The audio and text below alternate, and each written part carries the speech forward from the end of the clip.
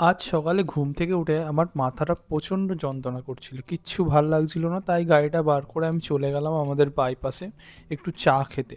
চাটা খেয়ে আমি আবার চলে গেলাম একটু কচুরির দোকানে। এখানে একটা নতুন কচুরির দোকান আমার চোখে পড়েছে, এখনও এখানে খাওয়া হয়নি, তাই আজকে ভাবলাম এখানেই ট্রাই করি।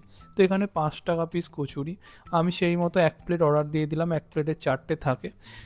20 টাকা নিয়েছিল। তো ফার্স্ট টাইম কচুরি ট্রাই করে আমার এখানে খুব ভালো লেগেছিলো। ওটা শান্তিপুর বাইপাসের মোড়ে। তারপরে বাড়ি আসার পথে দেখি এখানে ছোট হাতি যে গাড়িগুলো হয় না, সেই গাড়ি বোঝাই করে রাজস্থান থেকে বিভিন্ন রকম মাটির বাসনপত্র নিয়ে এসছে। তো ওনাদের সাথে কথা বলে জানলাম ওরা স্বামী স্ত্রী রাজস্থান থেকে এসেছে, বাংলার বিভিন্ন জায়গায় ঘুরে ঘুরে এখানে বিক্রি করবে।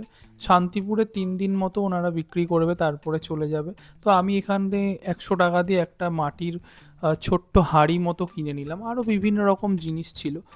সবাই ভালো থেকো। আজকের মতো টাটা। হর হর মহাদেব।